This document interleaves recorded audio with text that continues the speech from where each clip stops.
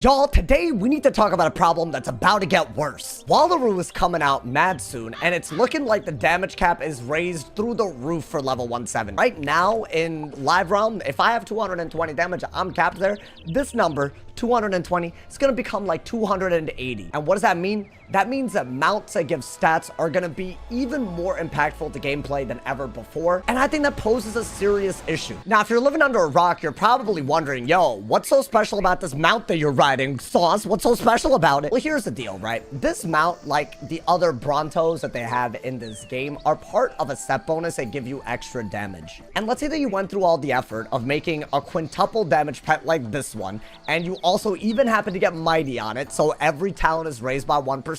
If you want to keep going further, the best way to juice out the value of this pet is to have it as part of a gear set bonus that gives you extra damage. And right now, the best way to optimally do that is run a pet that gives a bunch of damage and have a mount that, you know, pairs with the pet in a bonus to give you extra damage. By running this pet and running this mount, I'm getting 6 extra damage that I wouldn't have gotten otherwise, just because it's part of that Fossil Warrior set bonus. Now, the pet is super easy to get if you have someone that you can hatch with, but the mount extremely hard to get without getting lucky and spending a ton of money. In order to get the permanent mounts, or even a temporary version of the mounts to temporarily have this gear set bonus, you need to open these packs, and there's no telling whether you'll get one or not. It's a serious issue, because unlike other parts of the game where there's things that involve stats and, like, you know, really affects the game, there's no pity system to packs. You either get the drop or you don't. You either get lucky or you don't. And I feel like these gear set mounts are going to affect PvE and PvP vastly. And I think it's really stupid to have such a blatantly pay-to-win thing continue to be so inaccessible. The other somewhat unrelated problem, but I'm gonna still make a big stink of it. I think it's so stupid still that there are mounts that are still meta from when they were released. And because of mounts like this, and I guess PvP mounts like the Clockwork Courser, Crystal Unicorn, Rock, because there's mounts that give stats or insane gear set bonuses, you don't have an incentive to even farm for other mounts, buy other mounts. There's no point in, there's no incentive. I feel like they go through all this effort of making literally new mounts. And honestly, this one looks cool. Don't even get me wrong. But they go through all this effort of making new mounts. They probably put development time into it, and there's players like me that I just want stats. I would never consider this because compared to what I have, I lose out on quite a bit. I don't lose out on anything for using the Chompy, but I lose out on a Fossil Warrior set bonus that gives me 6 damage, the 2-passenger mount situation. I can look past the 2-passenger mount thing, but I cannot look past 6 damage. It might look cool. I might want this for a Stitch, but I won't even consider it if it doesn't give me stats. And I would shut my yap about it, but I really do think that these gear set bonus,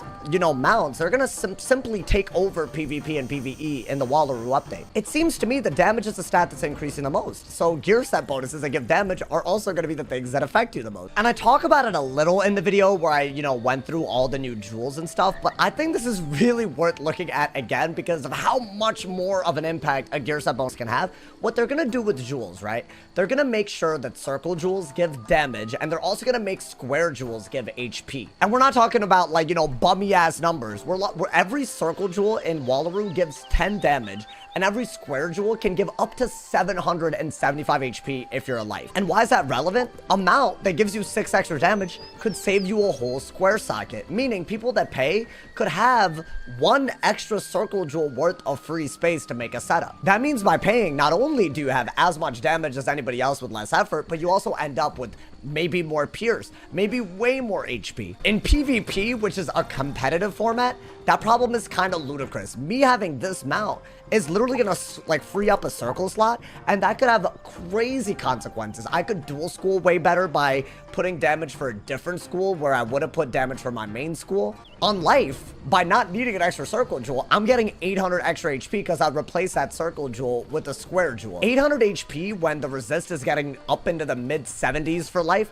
is nuts. It's literally a full ass like lore spell worth of damage that you save. So anyone who's PvEing will not be able to make anywhere close to as good of a setup compared to now where they can almost somewhat compete. And PvP, like having a gear set bonus is actually kind of a big deal. I think it's gonna be a big deal in my opinion. These are things that are pay to win and shouldn't be. Now, I've heard a lot of ideas on how they might go about fixing the inaccessibility of mounts with stats, but one of the most convincing ones I've heard, and I just wanted to make a whole video about it, is making it so that mounts can have jewel slots. And by the way, this topic was brought up on Ratbeard's stream. He's one of the devs that work on this game, and he was talking about how this might be one of the ways that that they fix this thing, and I think it's a really cool idea. And I think the way that it would work is basically every mount in the game that has ever been released or will be released would come with an open jewel slot, and then you can basically get jewels to affix mount stats onto any mount that you want. So in an ideal world, right, like a mount like the Storm Gulcher, it would drop from the pack as just a thing, something that looks like a Storm Gulcher with an open jewel slot. And I assume that 3% damage, maybe it would drop from the pack, maybe it would drop from something, and you would only open the pack really for the looks of the Gulcher,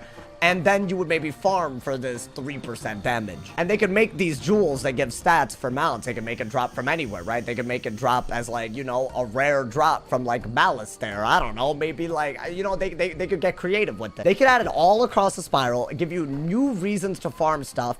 And because these aren't that game-changing, you could totally make it, like, as challenging to get as you want, so people still buy mounts with stats from, like, bundles and stuff, right? You could make it in a way where it's balanced between literally being completely inaccessible and, like, being completely free, too. Like, I'm sure there's a healthy medium they can find, but I think that kind of drop is long overdue. I've had entire PvP setups on my second account that I've been unable to do because I don't have the mount that I need. And I'm sure if people were able to transfer this, like, you know, the fact that wearing this mount adds to a set bonus, if they could transfer that quality in the form of a jewel to a different mount, I guarantee to you, people would not wear this crusty ass mount, and they would affix whatever jewel is helpful to pair with this pet onto any mount that they wanted. I deadass bet people would buy more mounts, and that's kind of like the real crazy part.